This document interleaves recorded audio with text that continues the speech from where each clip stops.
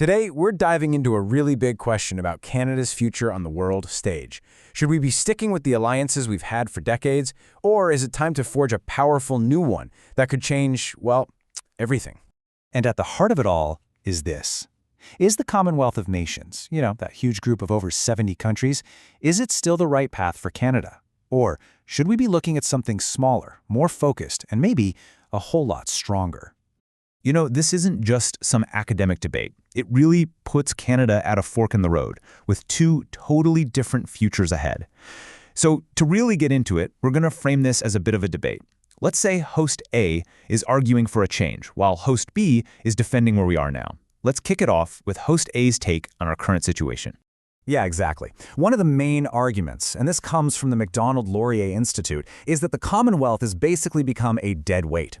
Its purpose feels murky, and more, it's just a soapbox for countries to air grievances. They point to members like South Africa and Pakistan, who are getting cozier with Russia and China, and that works directly against our interests. It kind of makes you wonder, what kind of club is this anyway?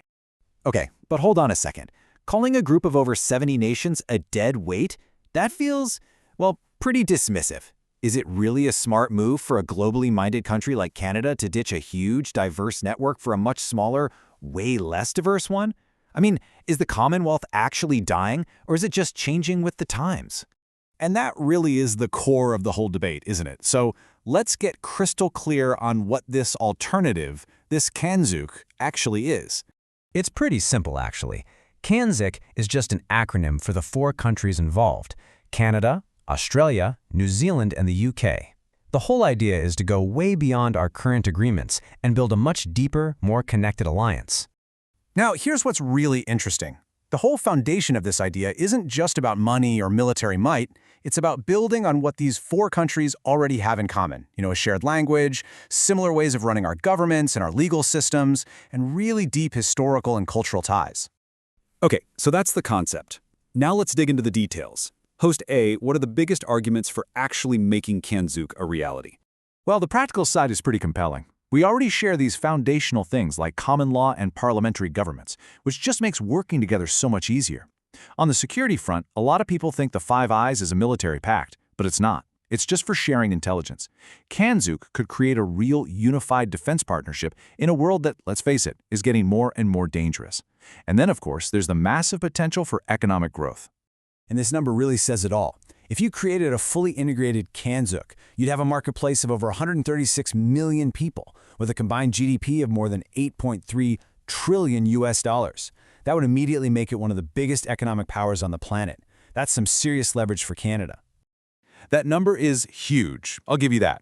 But let's be real for a minute. Aren't we already super aligned? We're all in Five Eyes, and now that the UK has joined that big Pacific trade deal, the CPTPP, we're all in that together too. So my question is, what does CANZUK really add that we don't already have? Is this some revolutionary new idea, or is it just putting a new label on an old friendship? That's a really fair question, and it kind of leads us into the most controversial part of this whole debate.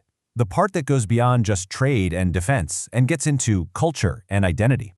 And the source material is very blunt about this. It argues that beyond all the practical stuff, the strongest case for CANZUK is, and I'm quoting here, a civilizational one. The idea is that these four nations should form a deeper partnership because they are, as they put it, culturally Anglo and share that specific background. And right there, that's where this whole thing gets really complicated for a lot of Canadians. Is focusing on a shared Anglo heritage the right vision for the Canada we live in today, a country that's defined by its multiculturalism? Does framing it like that risk making us look backward, like we're trying to create some exclusive club based on a colonial past, instead of an inclusive alliance for the future? That question of identity is absolutely central.